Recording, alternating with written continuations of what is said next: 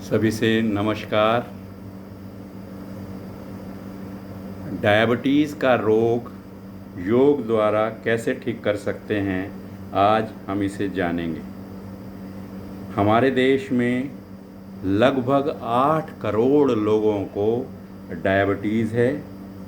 इसमें ज़्यादातर शहर के जवान लोग आजकल प्रभावित हो रहे हैं। यह रोग बढ़ता ही जा रहा है और चिंता का विषय यह है कि 50% लोगों में कोई सिम्टम्स नहीं आते, यानी कि पता ही नहीं चलता है कि उसको यह डायबिटीज़ का रोग है या नहीं। जिस समय तक पता चलता है उस समय तक हमारे कुछ अंग डैमेज हो चुके होते हैं, जैसे किडनीज़, आइज़, नर्व्स। तो हमारे देश में कम्युनिटी चेकअप तो होता नहीं कि मास चेकअप हो रहा है और हमें पता चल जाए। तो इसके लिए हम सबको स्वयं जागरूक रहना पड़ेगा। समय समय पर चेकअप करवाते रहें ताकि हमें मालूम रहे कि हम डायबिटीज़ के रोगी नहीं हैं। तो उसके लिए हमें कुछ टेस्ट साल में एक बार करा लेने चाहिए, जैसे HbA1c, blood sugar fasting, blood sugar PP यानी कि खाने के 2 घंटे के बाद। जिनके नॉर्मल HbA1c आए, यानी कि 5.7 से HbA1c अगर नीचे है तो वो डायबिटीज़ का रोगी नहीं है, वो पूरी तरह से ठीक है। 5.6 और 6.4 के बीच में अगर किसी को आती है HbA1c, तो इसका मतलब यह है कि वो प्री डायबिटिक है, डायबिटीज़ होने के चांस हैं। इस समय पर सतर्क रहकर, जागरूक रहकर योग के द्वारा अपने डायबिटीज़ को नियंत्रण किया जा सकता है और इससे होने वाली कॉम्प्लिकेशन से बचा जा सकता है। इसी प्रकार फास्टिंग ब्लड शुगर लेवल हमारा 100 से नीचे है तो नॉर्मल है, 100 to 120 है तो ये समझें कि प्री डायबिटिक हैं, और अगर 120 से ऊपर है तो डायबिटीज़। इसी प्रकार PP जो खाना खाने के 2 घंटे के बाद ब्लड शुगर की जाती है, वह रीडिंग अगर 140 से नीचे है तो नॉर्मल है, 140 to 199 है तो प्री डायबिटिक हैं, और 200 से ऊपर है तो डायबिटीज़ है। तो ज़्यादातर वे लोग जिनके हेरिडिटरी कोई ना कोई हिस्ट्री है, घर में किसी को माता पिता या भाई बहन को शुगर है, उनको अलर्ट रहना चाहिए। अगर ओवरवेट हैं तो अलर्ट हो जाना चाहिए। जंक फूड ज़्यादा इस्तेमाल कर रहे हैं तो अलर्ट रहना चाहिए, और समय समय पर चेकअप कराते रहें ताकि हम अपना लाइफस्टाइल चेंज कर इसके ऊपर नियंत्रण पा सकें।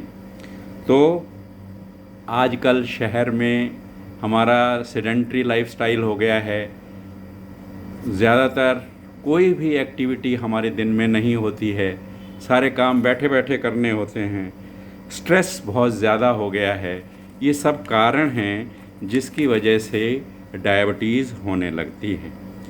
तो हम इन सब को योग के द्वारा कंट्रोल कर सकते हैं। अब थोड़ा सा समझेंगे कि डायबिटीज़ है क्या। तो जो कुछ भी हम खाते हैं वो सब ग्लूकोज में कन्वर्ट होता है, फिर वह ब्लड में आता है, वहाँ से इंसुलिन उसको एक एक सेल्स के अंदर पहुँचाता है, जिससे वो ग्लूकोज हमें एनर्जी देने में सक्षम होता है। हम एक्टिव रहते हैं, हमारा शरीर भली प्रकार काम करता है। यानी कि ग्लूकोज एक फ्यूल का काम करता है, लेकिन अगर वो सेल्स में पहुँचेगा तभी, अगर वो सेल्स में नहीं पहुँचता है तो दिक्कत होती है। तो ये समझें कि ये इंसुलिन जो है हमारी, ये एक चाबी का काम करता है, सेल का ताला खोल देता है और ग्लूकोज सेल के अंदर पहुंच जाता है। ये जो इंसुलिन है ये हमारा एक ग्लैंड होता है पेट में, पेट के पीछे, वहाँ से बीटा सेल्स हमारे, उस पैंक्रियाज जो ग्लैंड है वहाँ से बीटा सेल्स हमारे इंसुलिन सिक्रीट करते हैं। तो कई बार वो बीटा सेल की डीजनरेशन ज़्यादा होने लगती है जिससे कि इंसुलिन कम सिक्रीट होती है, या इंसुलिन पूरा होने पर भी ये चाबी ढंग से काम नहीं करती, सेल्स को खोल नहीं पाती, सेल्स में ग्लूकोज नहीं ले जा पाती, या यूं कहें कि ये हमारी इंसुलिन जो है टूटी हुई चाबी का काम कर रही है। तो हम इन दोनों चीज़ों को योग के माध्यम से ठीक कर सकते हैं। बीटा सेल्स जो पैंक्रियाज के हैं उनकी रीजनरेशन शुरू कर सकते हैं, जो हम अभी योग द्वारा आसन जो करेंगे उससे किस प्रकार हम पैंक्रियाज को दबाएंगे, उसको कॉन्ट्रैक्ट करना, रिलीज़ करना, साइडवेज दबाना हर तरफ से, जिससे पैंक्रियाज से सेल्स रीजनरेशन शुरू होगी, ज़्यादा इंसुलिन बनने लगेगी और ये इंसुलिन मोर इफ़ेक्टिव, क्योंकि सेल्स के अंदर ये उस टूटी हुई चाबी को ये ठीक कर कर सेल्स के अंदर इसकी एंट्री कराएगी, जिसकी वजह से हमारा इंसुलिन प्रॉपरली काम करेगा, ग्लूकोज हमारा सेल्स में पहुंचेगा, हमें एनर्जी प्रदान करेगा और हमें जो इसकी कॉम्प्लिकेशंस हैं उन सब से बचाएगा। तो अब हमें जानना है कि कौन सी क्रियाएं कर कर हम अपने विभिन्न आसनों के द्वारा पैंक्रियाज को एक्टिव बना सकते हैं। तो अभी आपको फिर इसके बाद में यह भी बतलाया जाएगा विशेष रूप से कौन सा भोजन हम करें, क्या क्या हम ना खाएं। तो उसके लिए हम पहले खड़े होकर त्रिकोण आसन से शुरू करेंगे। पहला आसन है त्रिकोण आसन। तो पैरों में अधिक से अधिक दूरी बना लेनी, भुजाएं दोनों जांघों के साथ लगी हुई, घुटने पीछे तने हुए, धीरे धीरे सांस भरते हुए राइट आर्म को ऊपर ले जाएंगे। राइट आर्म कान के साथ सटाकर ऊपर खींचेंगे, घुटने पीछे तने ही रहेंगे। धीरे धीरे लेफ्ट साइड पर झुकना प्रारंभ करेंगे। लेफ्ट हैंड जंघा के साथ लगा हुआ नीचे की तरफ आएगा, राइट आर्म कान के साथ सटी हुई, पृथ्वी के समानांतर लाने का प्रयास, कोहनी सीधी। अब इस समय पर हमारे राइट साइड के अंग खिंचे हुए, देखिए किडनी में ये जो कॉम्प्लिकेशन करती हैं डायबिटीज़, उसको हेल्दी बनाया जा रहा है। पैंक्रियाज के जो पेट के पीछे है उसके ऊपर एक साइड पर दबाव और दूसरी साइड पर खिंचाव बनाया जा रहा है। धीरे धीरे मध्य में आएंगे, भुजा को ऊपर करेंगे, पुनः खींचेंगे और हाथ पलटते हुए धीरे धीरे नीचे।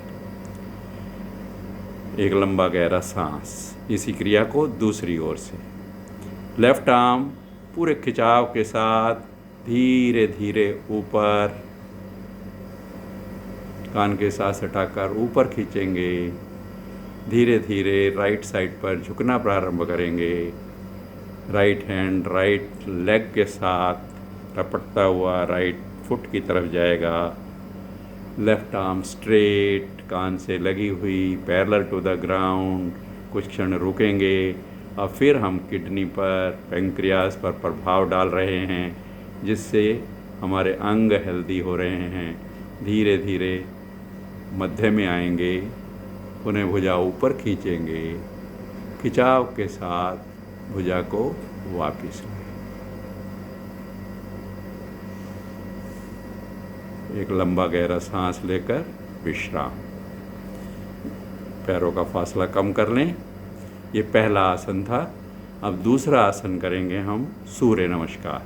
सूर्य नमस्कार की विभिन्न 12 स्थितियों में होते हुए एक एक अंग को एक्टिव बना लेंगे। चलिए, एड़ी मिली हुई, पंजे खुले हुए, भुजाएं शरीर के साथ सटी हुई, आंखें बंद, आए नमस्कार की मुद्रा में। ध्यान आज्ञा चक्र पर, जहाँ माथे पर बिंदी लगाते हैं उससे 1-1.5 उंगल भीतर सूर्य देवता को नमन कीजिए। ओम सूर्याय नमः। दोनों भुजाएं ऊपर, हथेलियों में कंधों जितना फासला बनाएंगे, खींचेंगे ऊपर से ऊपर, गर्दन सहित पीछे। ध्यान विशुद्धि चक्र पर, कंठ के पीछे रीढ़ पर। थायराइड ग्रंथि प्रभावित हो रही हैं। लंग्स, हार्ट पूरे खिंचाव में है, पेट के अंग भी खिंचे हुए हैं। सांस खाली करते हुए भुजाएं कानों के साथ सटाए हुए, कमर के नीचे वाले भाग से धीरे धीरे आगे झुकते हुए हाथों को पैरों के दाएं बाएं लगाने का प्रयास करेंगे। घुटने पीछे तान कर रखेंगे, माथे को घुटने की तरफ ले जाने का प्रयास। ध्यान नाभि के पीछे मणिपुर चक्र पर। हथेलियां टिकाते हुए दाहिना पैर पीछे से पीछे ले जाएंगे। दाएं पैर का पंजा खड़ा हुआ, घुटना आसन से ऊपर, कमर नीचे, सीना आगे, गर्दन पीछे। ध्यान स्वादिष्ठान चक्र पर, जनेंद्रिय मूल के पीछे रीढ़ पर। सांस खाली करते हुए दूसरा पैर भी पीछे, मध्य भाग ऊपर की ओर उठाएंगे, धकेलेंगे पीछे। एड़ियों को आसन से लगाने का प्रयास करेंगे। थोड़ी कंठकूप में, कपाल पृथ्वी के समानांतर। ध्यान सहस्रार चक्र पर। यहीं से शरीर को आगे खिसकाएंगे, हाथ और पैर वहीं रहेंगे, कमर नीचे कर लेंगे। अब घुटने आसन पर लगाएंगे। फिर इस प्रकार सीना दोनों हथेलियों के बीच में लगाएं कि पेट हल्का ऊपर उठा रहे, माथा भी आसन पर। ध्यान हृदय के पीछे अनहद चक्र पर। 8 अंग पृथ्वी को स्पर्श कर रहे हैं। सांस भरते हुए शरीर को आगे खिसकाते हुए जिस प्रकार दंड लगाया जाता है वो लगाते हुए कोहनियाँ सीधी कर देंगे, कमर नीचे, सीना आगे, गर्दन पीछे। ध्यान मूलाधार चक्र, रीढ़ के अंतिम छोर पर। पेट के सभी अंग खिंचे हुए, पैंक्रियाज भी प्रभावित हो रहा है। बिना घुटनों का सहारा लिए हुए मध्य भाग को धीरे धीरे ऊपर उठाएंगे, पुनः पीछे की ओर धकेलते हुए एड़ियाँ आसन से थोड़ी कंठकूप में लगाएंगे। ध्यान सहस्रार चक्र पर रखेंगे। सांस भरते हुए दाहिना पैर दोनों हाथों के बीच में ले आएं, 15 उंगलियां एक सीध में आ जाएं। कमर नीचे, सीना आगे, गर्दन पीछे। ध्यान स्वादिष्ठान चक्र पर। दूसरा पैर भी आगे लाएं, घुटने सीधे कर लें, माथे को घुटने से लगाने का प्रयास करें। ध्यान नाभि के पीछे मणिपुर चक्र पर। भुजाएं कानों के साथ सटाए हुए धीरे धीरे कमर को सीधी करेंगे, भुजाएं ऊपर की ओर खींचेंगे। यहीं से हाथ जोड़ते हुए आ जाएंगे वापस। हाथ जोड़ लीजिए नमस्कार मुद्रा में और वापस आ जाएं। अब बैठकर आसन करेंगे, पश्चिमोत्तान आसन। पश्चिम कहते हैं कमर को। फिर उसी प्रकार हम पैंक्रियाज पर खिंचाव डालेंगे, दबाव डालेंगे ताकि सेल की रीजनरेशन शुरू हो जाए, इंसुलिन प्रॉपर बननी शुरू हो जाए। दोनों हाथ घुटनों पर, सांस भरते हुए दोनों भुजाएं खींचते हुए धीरे धीरे ऊपर उठाएंगे। भुजा कान के साथ सटा लेंगे, खींचेंगे, रीढ़ को तानेंगे ऊपर। पैंक्रियाज पर भी खिंचाव, पेट के सभी अंग खिंचे हुए, रीढ़ की एक एक गोटी खिंची हुई। सांस खाली करते हुए भुजाएं कानों के साथ सटाए हुए धीरे धीरे आगे झुककर हाथों से पैरों के अंगूठे पकड़ने का प्रयास करेंगे। कोहनियाँ मोड़ते हुए आसन की ओर, माथा घुटने की ओर। पैंक्रियाज पर दबाव महसूस करेंगे। शैटिक नर्व भी खिंच रही है, शैटिका को भी लाभ मिलता है। भुजाएं कानों के साथ सटाए हुए धीरे धीरे पुनः कमर सीधी करेंगे, हाथ को ऊपर खींचेंगे, पूरा खिंचाव बनाते हुए दाएं बाएं से हाथ नीचे ले आएंगे।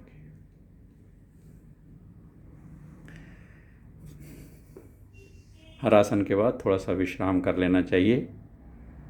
तो एक बहुत ही लाभकारी आसन और करेंगे, अर्धमत्स्येंद्रासन, जिससे पेट के अंग पर दबाव डालेंगे, पैंक्रियाज के ऊपर दबाव। तो थोड़ा मुश्किल है, हर एक से अगर नहीं हो पाता है तो इसके बाद हम वक्रासन भी करेंगे, जिससे हम यही लाभ ले लेंगे जो हम अर्ध मत्स्येंद्रासन से ले रहे हैं। दाहिना घुटना मोड़ेंगे, एड़ी को इस प्रकार जंघा के नीचे से लाते हुए बायां घुटना मोड़कर खड़ा कर लेंगे पहले, और इसको उठाकर दाहिने घुटने के दाहिनी ओर रख लेंगे। बायां हाथ पीछे टिका लेंगे, दाईं भुजा ऊपर उठाते हुए बाएं घुटने को दाईं बगल में लेने का प्रयास करेंगे। दाहिने हाथ से बाएं पैर का टखना पकड़ेंगे, बायां हाथ कमर पर, गर्दन बाईं ओर घुमा लेंगे।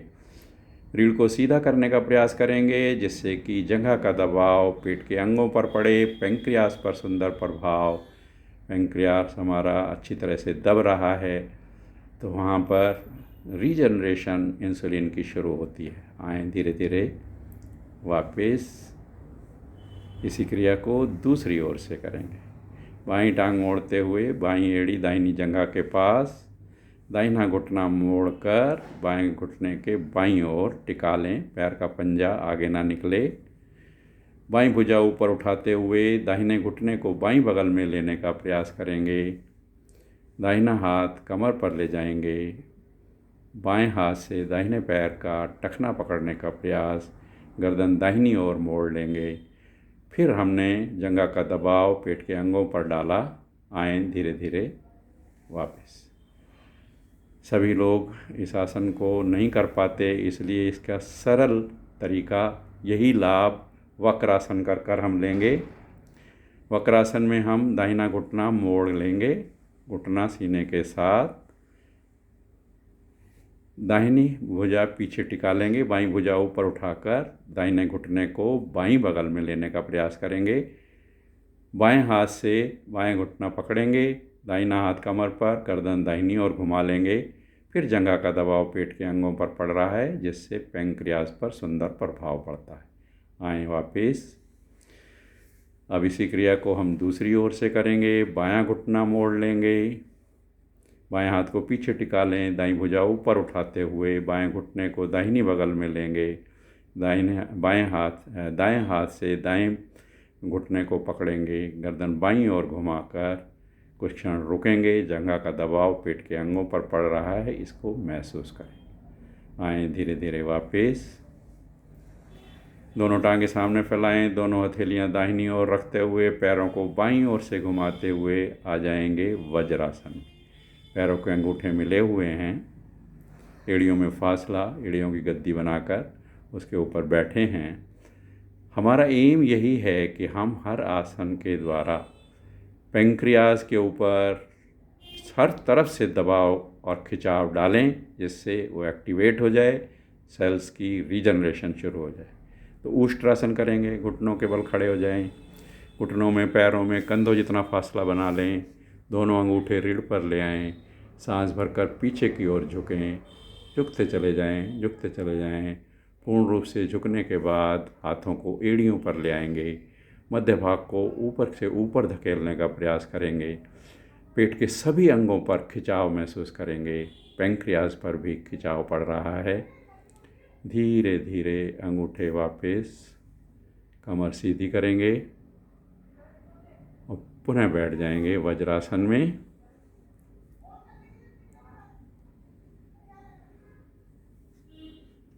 अब हम करेंगे मंडूकासन।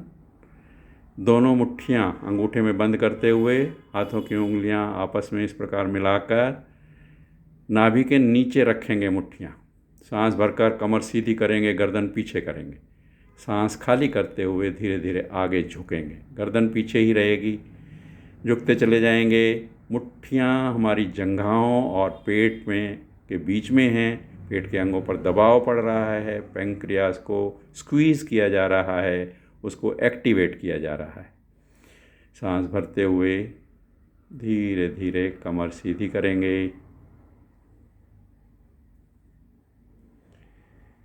पेट के बल लेट जाएंगे। तो ये कुछ क्रियाएं आप 2-2, 3-3 बार भी कर सकते हैं, जिससे हमारा पेंक्रियास पूर्ण रूप से एक्टिवेट हो जाए। तो अब हम करेंगे भुजंगासन।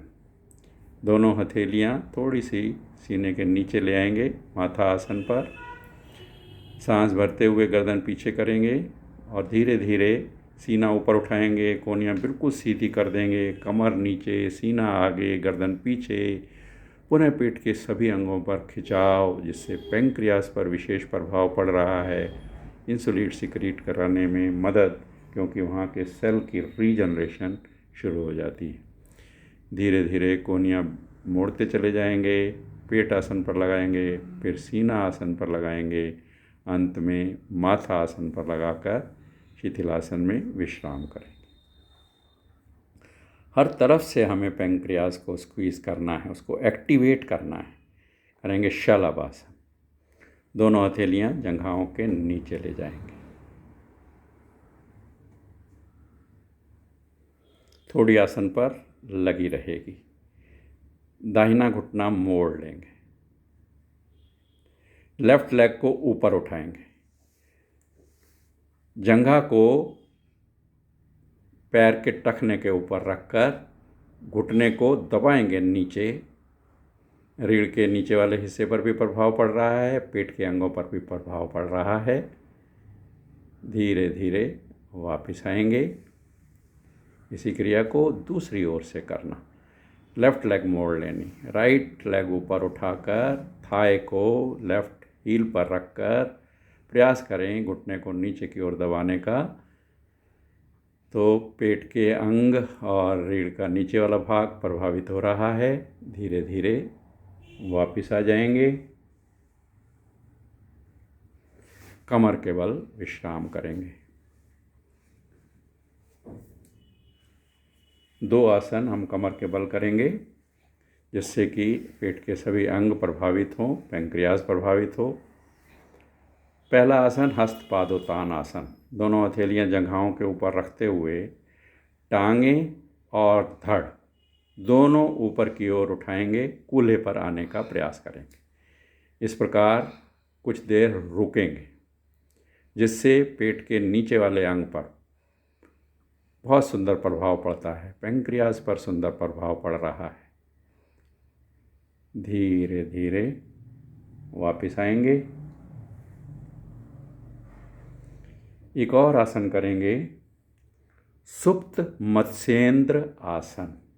एड़ी पंजे घुटने मिला लें, दाहिना घुटना मोड़ लें, दाहिने पैर को बाईं जंघा के ऊपर रख लें। दोनों भुजाएं दाएं बाएं फैलानी है या सिर के नीचे रख लें। दोनों हाथों को, एक हाथ नीचे रखेंगे, दूसरे हाथ से हम यूज़ करेंगे उसको। दाहिने घुटने को बाईं ओर घुमाएंगे और बाएं हाथ से दाहिने घुटने को नीचे दबाने का प्रयास करेंगे। तो पैंक्रियास को साइडवेज भी, हम साइड से भी दबा रहे हैं। गर्दन दाईं ओर घूमी हुई है। धीरे धीरे मध्य में आएंगे। इसी प्रकार दूसरी ओर से करेंगे। बायां घुटना मोड़कर बाएं पैर को दाईं जंघा के ऊपर रख लेंगे। बायां घुटना दाहिनी ओर ले जाएंगे। दाहिने हाथ से बाएं घुटने को आसन की तरफ दबाएंगे। गर्दन बाईं ओर, पेट के अंगों पर पूरा खिंचाव। धीरे धीरे मध्य में आ जाएं।